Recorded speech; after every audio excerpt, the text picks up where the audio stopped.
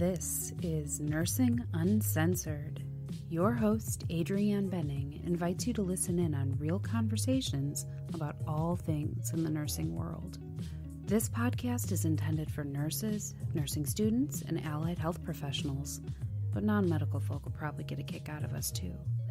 If you like what you hear, subscribe and share.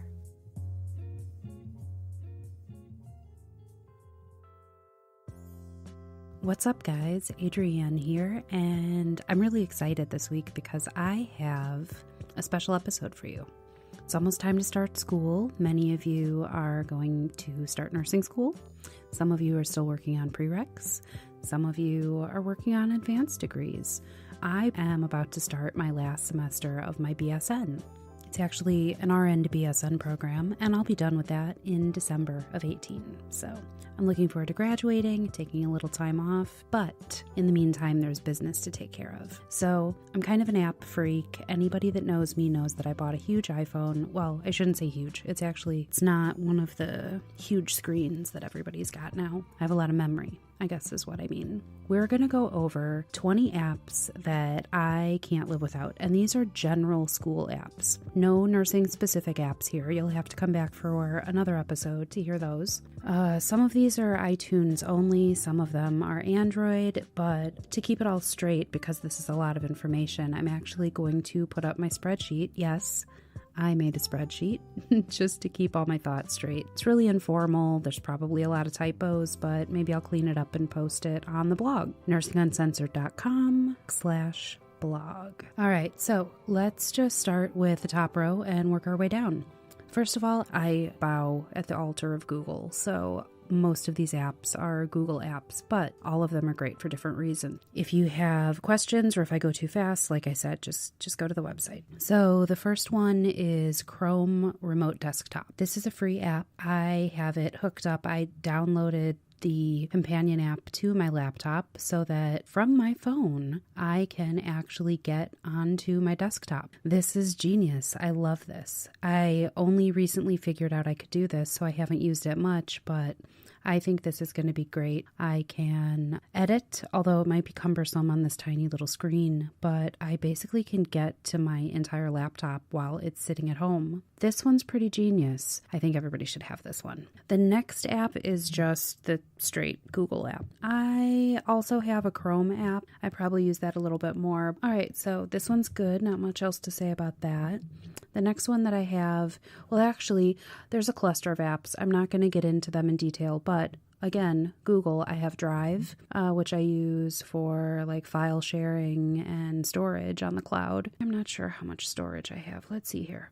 I have a lot of stuff on here. I've had this account for a long time. I like that I can also I can sync multiple computers to it, set notifications, again, switch between Google accounts. I can get into Google Docs, Google Spreadsheets, Google Presentations, Photos. Then probably is this my favorite app? Yeah, this might be my favorite app of all the apps on my phone, and that is Google Keep. Google Keep, I basically use for everything under the sun, and I still haven't even cut into my online storage, so that's pretty awesome. I don't know if I've earned some or if I have multiple accounts, but last time I looked, I had like 15 gigs of storage, and I was using like 0.03% of it. So anyway, Google Keep is this great app. I basically have like a digital Post-it note system. You can make little notes, reminders, and literally on your screen, they look like little Post-it notes. So like I can sort by, say I want to look at stuff for my RN to BSN, which I don't really have much under there because it's still summer break. So let's go to one that has some more notes under it. Okay, so under my unit at work, I have a lot of policies saved, flow sheets, different just little cheat sheets, and I can color code these, I can tag them, I can make it so that I can just see just those tags on my screen. I have tabs for ACLS, the podcast, RN to BSN, work stuff, shopping lists, vlog topics. I mean, I have like a million little things, and I've been using it more and more in my life all the time. So I really love this. You can save a note, you can make a checklist and then actually check things off the list. You can save photos, documents, files. Really, I love this app so much. I use it to organize everything. And again, I can get to it from all of my devices. Okay, and then I have Google Calendar, which I like being able to access my calendar on my phone, on my tablet, on my laptop. It all stays updated. I have other apps, my scheduling app for work, which I'll talk about in my nursing apps podcast. I can see my week at a glance. I can kind of calendar block so I can see exactly what times I have to do what tasks. So yeah, Google Calendar is great. All right, next one is iTunes U. This is basically iTunes University. You can search for things, you can browse by university, but this is great. Okay, so I am in here and I'm going to search by college and I'm going to look. God, there are so many colleges on here. And I can see all of the educational content that they offer. Like, let's look at Georgetown. So yeah, there's stuff on social science, religion and spirituality. I'm seeing some psychology. You can search by university or you can go to the search bar. I typed in nursing and actually I got an overwhelming amount of information. That's one of the few cons of this app is that it's like, where do I begin? But if I type in nursing, I'm now seeing episodes on burns, cardiac rhythm disturbances, IV lab, management of gastrointestinal disorders. And like these are from like LaSalle University. There's a bunch of different podcasts and collections from all different sources. So there are courses that you can enroll for. I've never tried to enroll in one of these. Some of these are dated from like 2012, 2016, 14, 17. It looks like you can just subscribe to these and there's like lots of lectures. That could potentially be helpful if maybe you have an instructor or a TA that maybe their lecture style doesn't really help you, or for whatever reason you're having difficulty, then you can go here, look for that topic, and have a totally different lecture and maybe a different experience with that material. That's great for checking out. So next one is Zoom Cloud Meetings. It's interesting because not only have I used this app for school, but I now use it to record interviews on the podcast. It's proven to be the best way for me to do video and audio conferencing reliably and without making my guest or other participants download software and create an account. They don't have to do any of that. I first used Zoom for one of my online RN to BSN classes, and we were all able to be in the same classroom. You know, everybody can turn their mic on and off and their camera on and off, and we can all have a discussion. So I think that you have to have the paid version if you want to have like a large group, but I don't know how much it costs. I should have done that research, but let's see. Do I have that in my spreadsheet here? Yeah, it looks like I just wrote premium for larger participants. I'll try to maybe flesh this data out a little bit for the spreadsheet on the website. Basically, yeah, you can schedule a meeting, you can host a meeting, and people can just come in and, you know, you can do it either all audio or audio with video. I'm signed in through my Gmail account, so I think this app is pretty great, and I am able to record and it'll download both the audio and the video files directly to my folder of my choice. So that is really nice. And then, you know, everybody's probably familiar with Dropbox. This is just a file sharing application. It's basically just my cloud storage. I've been using it for years, so I used to use it to share photos back when I did a lot of photography. With all the referrals and people that downloaded it because of me, I have a lot of storage. Been really lucky that I don't have to pay for it. You get a certain amount of storage, then beyond that you have to pay for it, just like any other cloud service. Except Google. I feel like Google offers the most cloud storage, so like really utilizing Google Drive. Also, you know, the other benefit of using some of these Google document applications online like Google Docs, Google Drive, Google Sheets is that like if you and I are both working on the same project, we can share changes in these applications and it autosave. Cam Scanner. This is in the running with Google Keep for one of my most used apps. Cam Scanner is great because not only is it just like a really high quality scanning app so that you can scan photos, documents, whatever, and you can save them. You can either save them as JPEGs, you can save them as PDFs. I saved a really good chart on blood tube draw order. And, I can take this document that I scanned and I can either upload it to, well, there's lots of services. Evernote, Dropbox, Google Drive, OneNote, like there's a series of places I can upload it. I can save it to an album. I can email it to myself. I can fax it for a fee, which is actually pretty great. I've used that service before. You don't have to print anything. You don't have to mess with the fax machine. Did it send? Did it not send? You just send it through the service, and I think it's like $1 a page. You can, edit each page. You can mark it up. You can label it, tag it, share it, store it in the app. So yeah, Cam Scanner I recommend. I've used it to, print out a piece of paper, sign it, take a picture of it, upload it to Cam Scanner. I can either fax it, email it, whatever. So that's great. But there is an app that is quickly gaining popularity in my eyes as a replacement for some features of Cam Scanner, and that is Adobe Fill and Sign. Fill and Sign. I have a ton of Adobe like photo and video applications on my phone, but this one is really helpful for school because you can fill out your information in the app and then it'll autofill this stuff in documents. So, you get that PDF that you have to print out and there's 100 little boxes for your name, your address, your phone, your birth date, etc.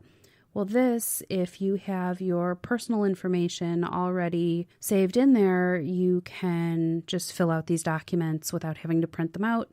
You can sign them. You can pick the little pen icon. You can create a signature with a stylus or your finger. You can actually sign your name. Then you can send that document, and it has your actual real signature on it, and the person at the other end can just print it out, and you didn't have to print anything. So this is great if you're either on the fly, you don't have a printer at home, whatever. Adobe Fill and Sign. I'm getting to like it.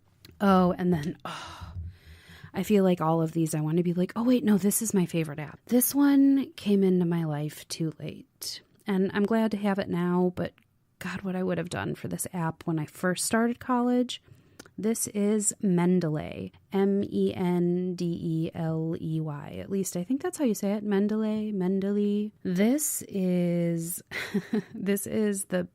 going to save your butt when you're writing any kind of paper where you have citations, multiple sources, and you need to make sure that your citations are correct based on the style that your discipline requires. So for nursing, we use APA style from the American Psychological Association. And anyone who is in nursing school or has gone through nursing school knows they don't mess around.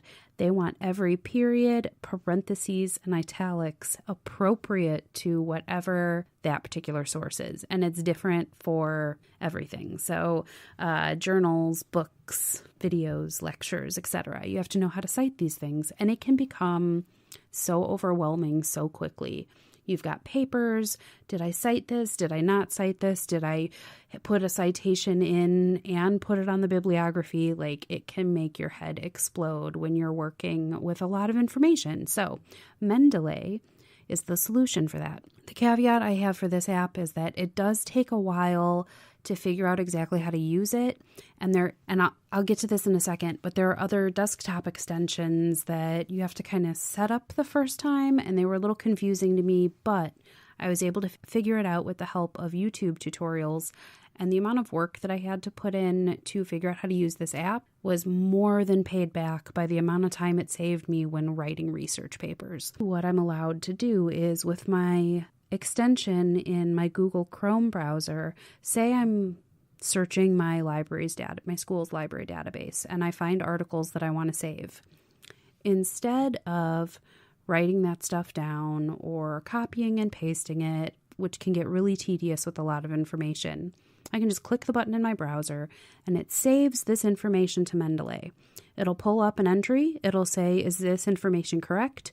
I can change things, like if I want to add the volume number or the publisher or edit the authors or whatever, I can edit it, save it, sort it into a folder based on the project or the paper. Then, this is the kicker. When I'm pulling up Microsoft Word and I'm typing up my paper and I want to cite this particular article, like there's a hospital-acquired pneumonia in non-ventilated patients. I want to cite this article. In my Word document, I can click a button and it will insert, or it'll give me a little pop-up. I choose the article that I want to cite, and it will insert the appropriate citation with the periods and the commas and the numbers and the everything in the right place. It is fucking genius. Then, if that wasn't enough to make all of the hassle of setting it up worth it, then you can go into your last page, you want to set up a bibliography, and you click a button, and it gives you the bibliography entry, just pops it right in there. And the caveat that I will say, anytime you use anything that makes these entries for you, you are still responsible for the accuracy and the fact that it's being copied correctly into your paper. So be careful with these because you want to make sure that you're actually learning how to do the citation. I mean, I'm to the point now where if I needed to cite a journal entry, I could do it without looking, but I still look because you never know when your memory's going to fail you because it's a lot of information. With that careful review in mind, this is so great because I at one point had like 30 articles that I may or may not have cited.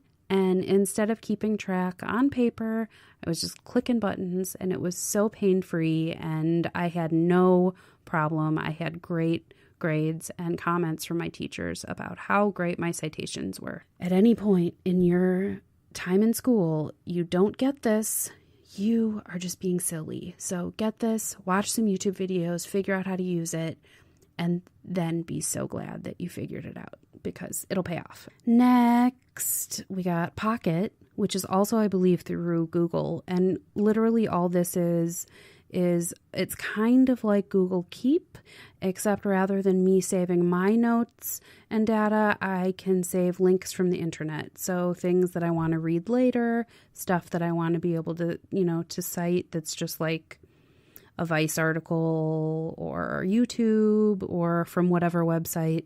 I can also see, recommended things, recommended articles based on what I've saved.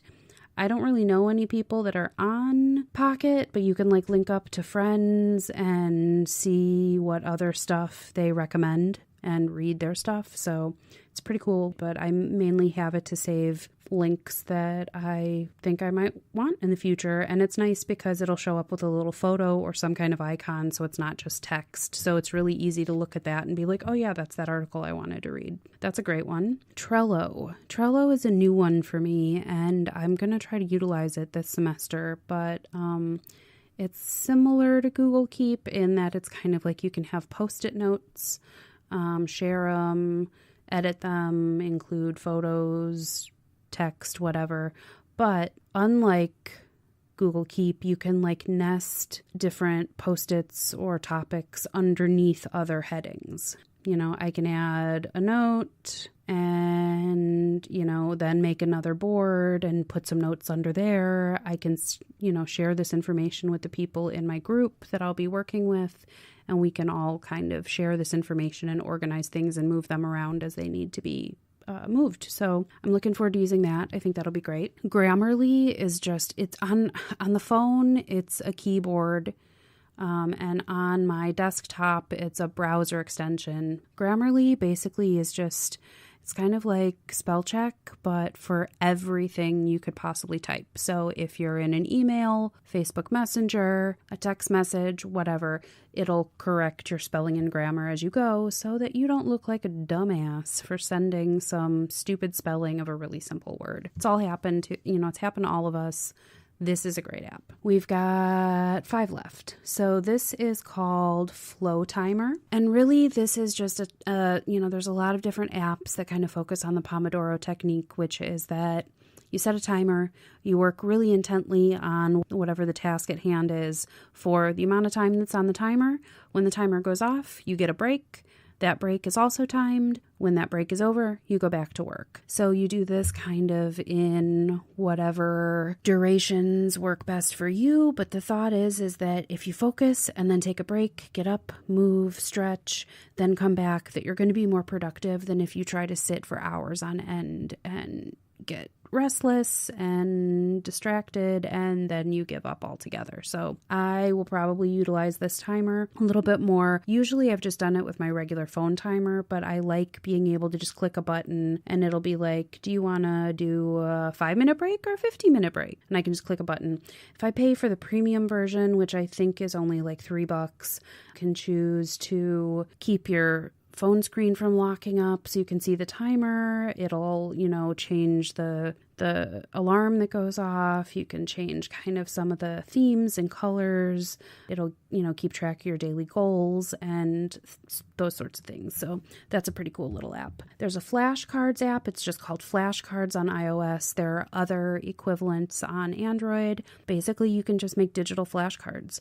It's really great when you're in a situation where it's maybe not ideal to have actual flashcards out, but like with actual flashcards, part of the pain of them is that you actually have to make them. I'll talk in my next episode about nursing apps, about some of the things that I use for flashcards for nursing. You do have to pay, I think, a couple bucks for this app if you want to be able to make more than just 1 or 2 decks. So that's kind of a bummer, but I think it's pretty cheap. Next, I have Canvas, which is actually the the iOS app that I use to access my classrooms online. I can use it to get to my competency testing for work as well as class stuff, since I work for the institution where I go to school. And that's actually really great because then, say I have just like a short little competency quiz that I have to do, I can do it without having to log on to my desktop or my laptop. And then the last 2 are just iOS apps.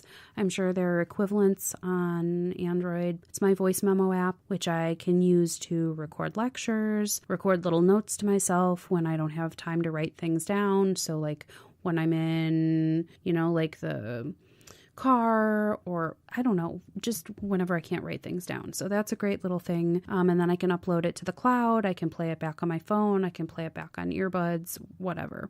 And then the last one that I have is the iOS Reminders app, which really, this kind of is a duplicate function. But I like being able to have not only little timers set for things, like little reminders, like, hey, you have to do this in an hour, but also I like being able to categorize. This is maybe a little redundant, but instead of using Google Keep for some things, because there's so much information in there, I'll sometimes just use my Reminders app for like reminders of like appointments. I have one for my upcoming clinical, and I just like being able to click on it and see all of my upcoming appointments or fairs or meetings that I have to be at just in a list. Really concise and easy to access. Those are my 20 favorite apps, just kind of general school apps, not nursing specific. We'll get to that. Stick around. There's really not much else to say, just to remind you that, like I said, I'm going to try to get this spreadsheet up at nursinguncensored.com/blog. That's all I got to say, guys. So if you like this episode, share it, give it a thumbs up. Thank you for listening, and happy nursing, guys.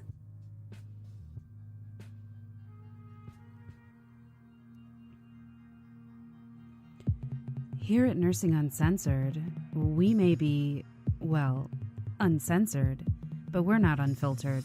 Protected health information has been changed and concealed to comply with HIPAA. The things we talk about are from years of experience with thousands of patients, things we've read, stories we've heard. If you think we're talking about you, we're not.